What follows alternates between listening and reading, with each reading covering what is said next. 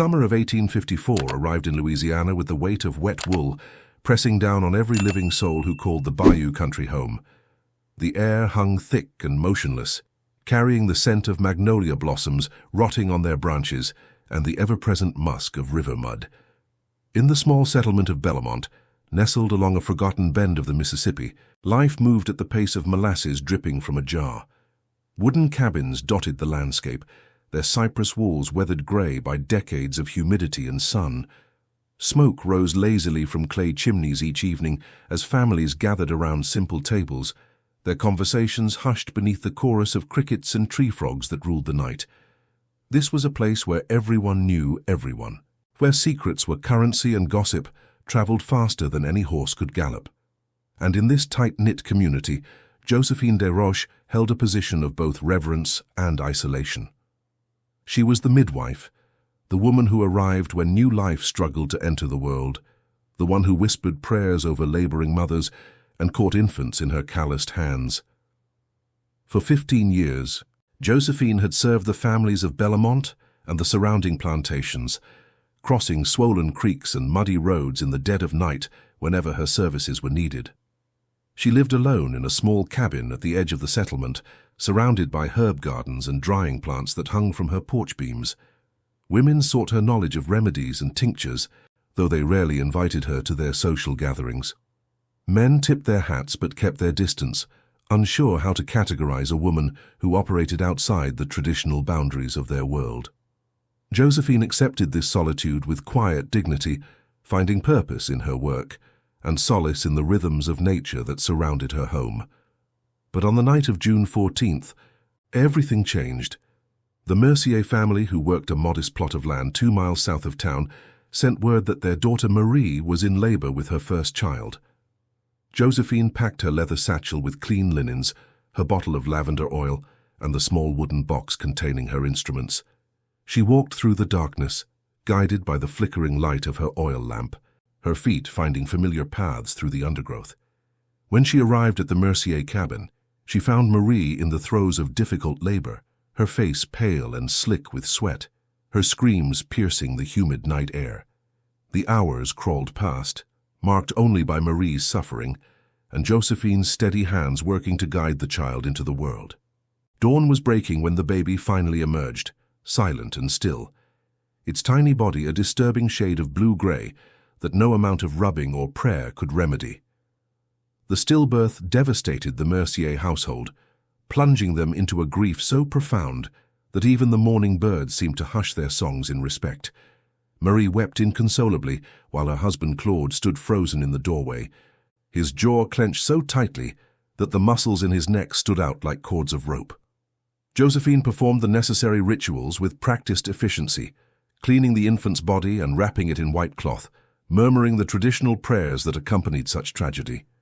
She had witnessed death before, many times over her years of practice, but each loss carried its own particular weight. This child would have been the first grandchild in the Mercier family, a source of hope and continuity in a world where survival was never guaranteed. As Josephine prepared to leave, Claude blocked her path, his eyes red-rimmed and accusatory. He said nothing at first, simply staring at her with an intensity that made the hair on her arms stand upright. When he finally spoke, his voice was low and dangerous, barely more than a growl. He asked her what she had done, why his child had not lived, whether her hands had been clean enough or her methods sound.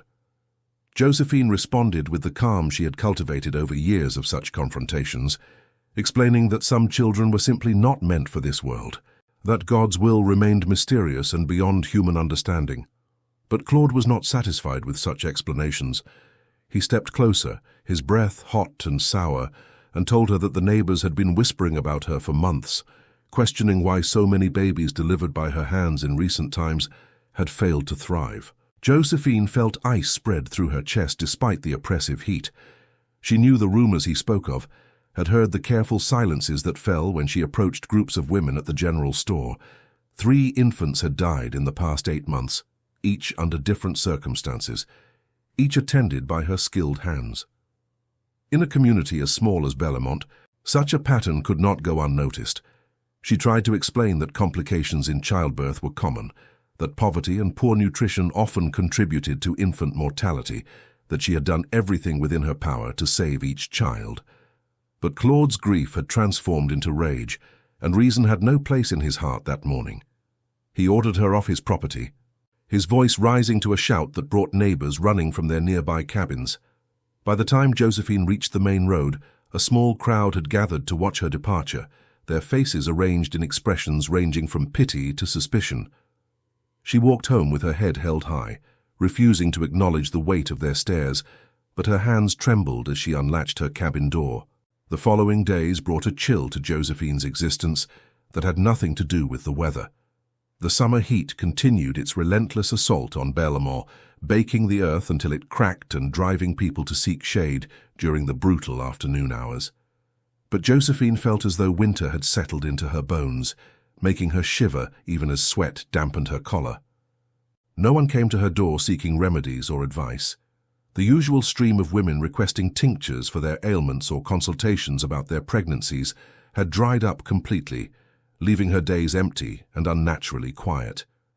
She tended her gardens with meticulous care, pulling weeds and harvesting herbs, trying to lose herself in the familiar rhythms of her work.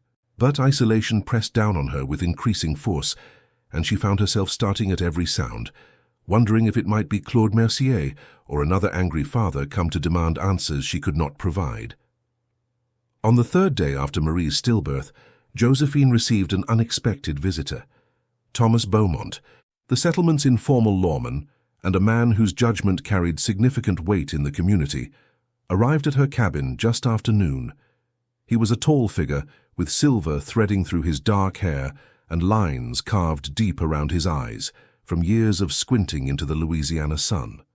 Thomas had always treated Josephine with a measure of respect that others denied her, acknowledging the important service she provided without succumbing to the superstitious fear that seemed to color many people's perception of midwives. He accepted the cup of chicory coffee she offered and sat on her porch, his large frame making her simple wooden chair creak in protest. For several minutes they sat in silence, listening to the lazy drone of insects and the distant splash of something entering the river. When Thomas finally spoke, his words were careful and measured. He told her that concerns had been raised about her recent cases, that people were asking questions about the unusual number of infant deaths under her care. He emphasized that he personally believed her to be a woman of integrity, but that the community's peace required these matters to be addressed openly. Josephine listened without interrupting, her face carefully neutral, even as anxiety twisted in her stomach. Thomas explained that several families had approached him, claiming that Josephine possessed knowledge of herbs and plants that could harm as easily as heal. They suggested that perhaps she had grown bitter in her isolation, resentful of the happiness that new children brought to families, while she remained alone and childless. The accusations were not direct enough to warrant formal charges, but they were persistent enough to poison the atmosphere of trust that her profession required. Thomas assured her that he would conduct a thorough inquiry, speaking with the families of the deceased infants and examining the circumstances of each death. In the meantime, he advised her to maintain a low profile and avoid any situations that might fuel further suspicion. That evening, as purple shadows stretched across her property and fireflies began their nightly dance, Josephine made a decision that would alter the course of her life irrevocably. She could not simply wait for Thomas Beaumont's investigation to clear her name or condemn her. The weight of accusation was too heavy to bear passively, and she knew from experience that once suspicion took root in a small community, it grew like kudzu, choking out reason and fairness. She needed to understand what had truly happened to those infants, needed to examine her own actions with brutal honesty, and determine whether she bore any responsibility for their deaths.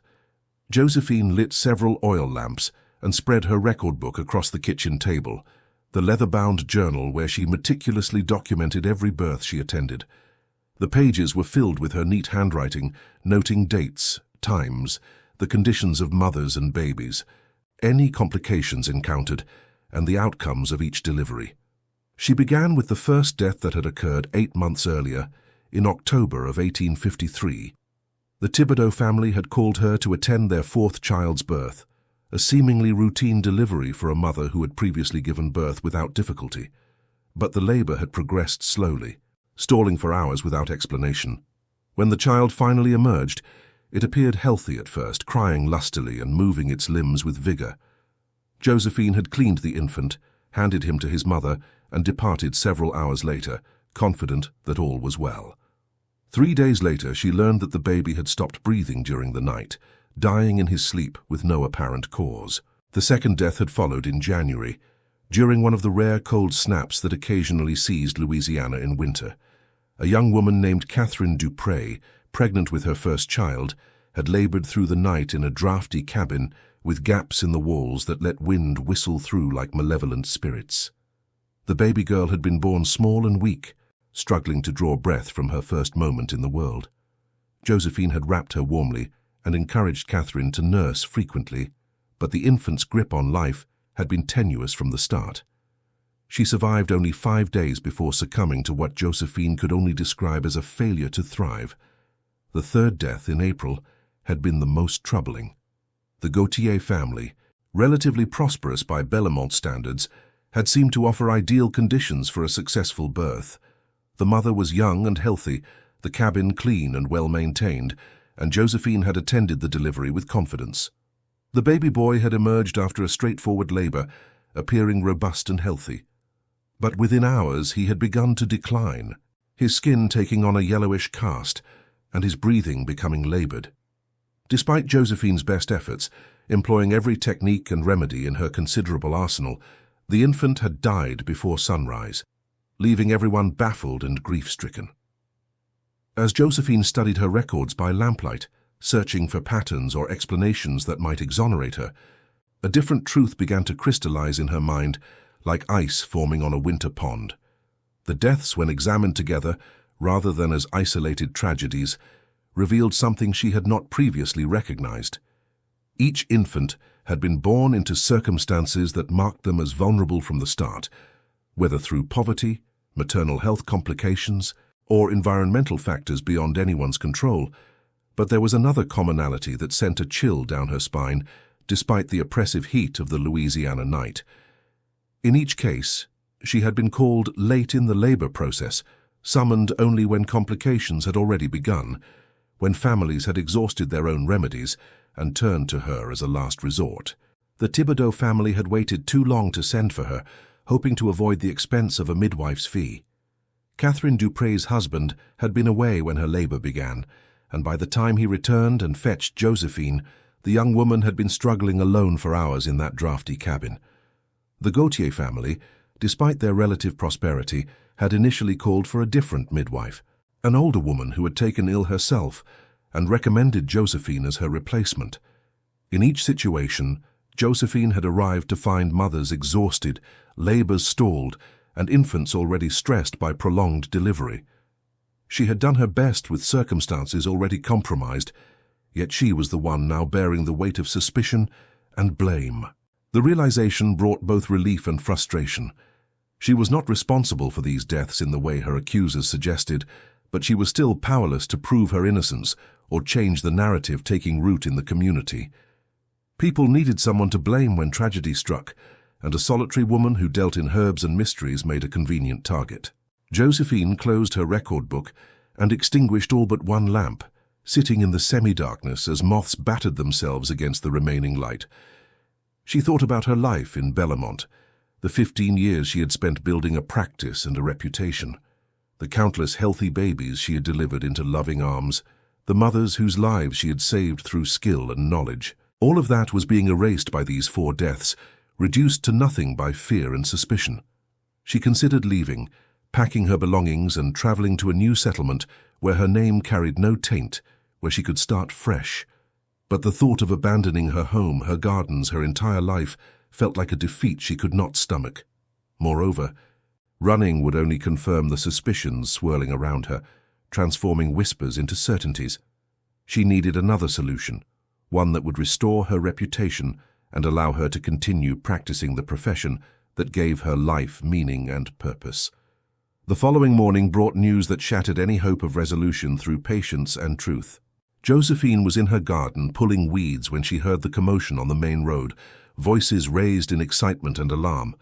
She straightened from her work, wiping soil from her hands, and watched as several people ran past her property, heading toward the river.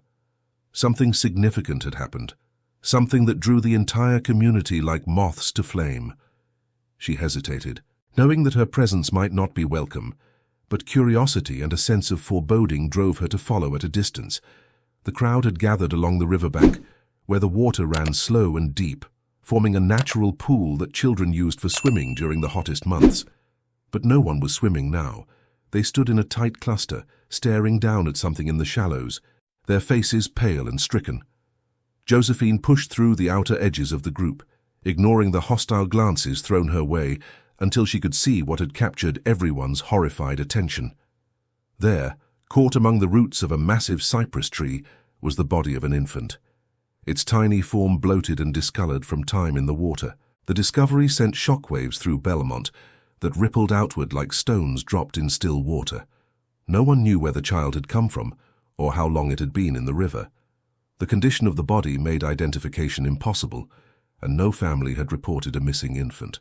Thomas Beaumont organized a careful examination of the remains, calling upon Josephine for her expertise despite the cloud hanging over her reputation. She approached the task with professional detachment, though her stomach churned with dread. The infant appeared to be several weeks old, judging by its size, and showed no obvious signs of injury or disease. The cause of death remained unclear, though drowning seemed the most likely explanation given where the body had been found. But the mystery of identity loomed larger than the question of how the child had died. In a community as small as Belmont, every birth was known, every pregnancy watched with interest by neighbors and family. How could an infant disappear without anyone noticing? The answer, when it began to emerge through whispered conversations and careful inquiries, pointed toward the plantations that dotted the countryside beyond the settlement proper.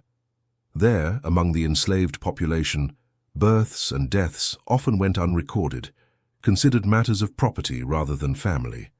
A child born to an enslaved mother might live or die without ever appearing in any official record, its existence acknowledged only by those who shared its brief life.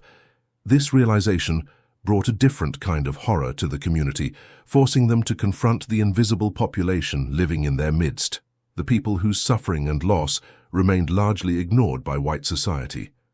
But it also intensified the suspicion surrounding Josephine, as people began to wonder whether she had been involved in other births, other deaths, that had never been reported or investigated.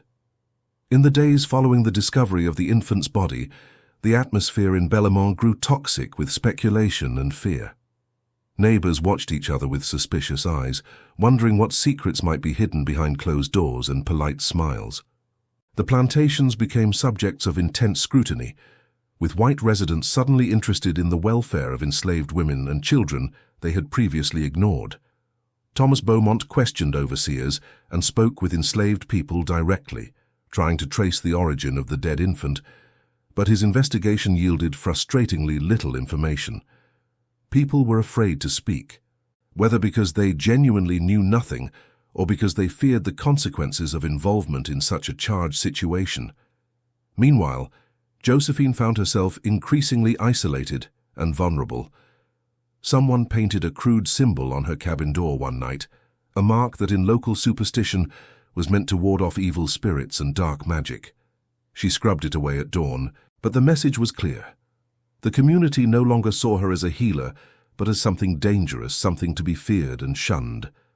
Women she had known for years crossed the street to avoid passing near her. Children who had once waved and smiled now whispered behind their hands and ran away when she approached. The ostracism was absolute and devastating, cutting her off from the social fabric she had spent years weaving herself into, thread by careful thread. On the 8th day after the river discovery, another piece of the puzzle emerged.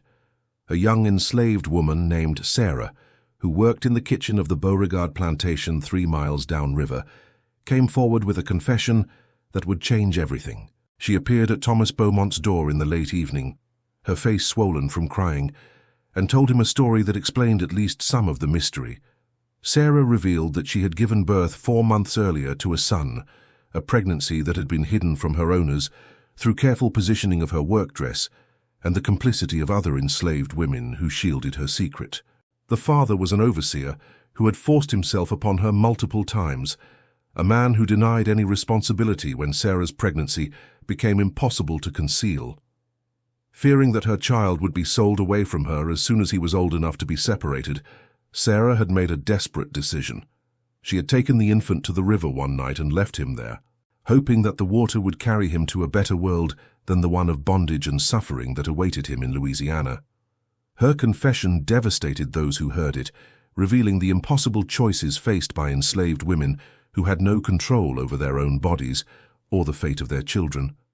But it also raised disturbing questions about how many other such tragedies might have occurred, hidden beneath the surface of everyday life in this community built on human bondage.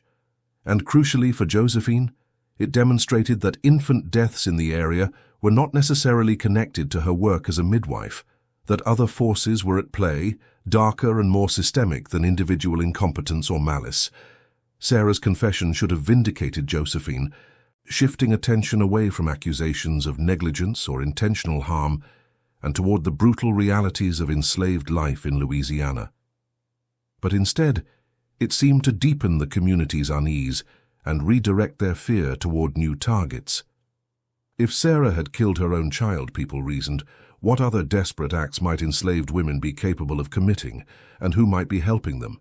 Suspicion now swirled around anyone who had contact with the enslaved population, anyone who might possess the knowledge to assist women in ending unwanted pregnancies or disposing of inconvenient infants. Josephine, with her herbs and her isolated existence, and her practice that took her into homes across all social boundaries, became an even more convenient focus for these fears. The logic was circular and impossible to escape.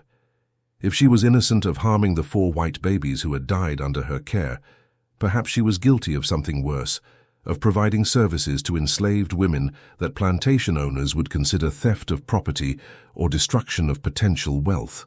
The whispers grew louder, transforming from vague accusations of incompetence into darker suggestions of deliberate action against the social order. Thomas Beaumont found himself caught between competing pressures.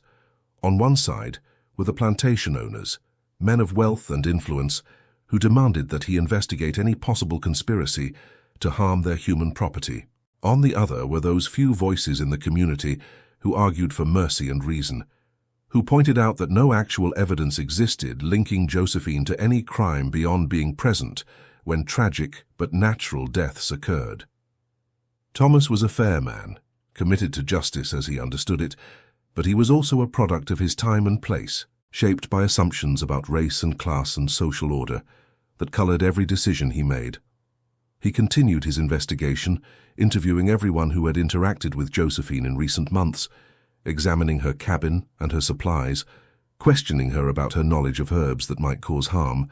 Josephine cooperated fully, answering every question with patience, even as exhaustion and despair crept deeper into her bones. She showed him her jars of dried plants, explaining the medicinal properties of each, demonstrating her extensive knowledge of healing arts.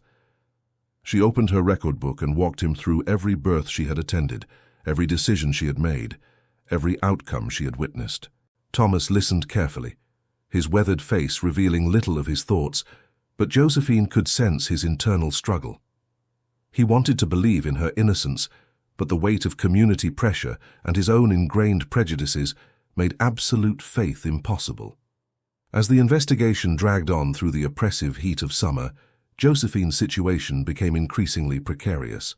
She had no family to defend her, no husband or children to vouch for her character, no social standing that might protect her from accusation. She was alone, as she had always been. But that solitude which had once seemed peaceful now felt like a trap closing around her with inexorable force. Every family hides secrets, some so dark they should never see the light of day. Here, we open the doors to those shadowed pasts, uncovering hidden crimes, silent pacts, and stories that echo like ghosts through the halls of memory. If you've made it this far, it means you also carry that forbidden curiosity.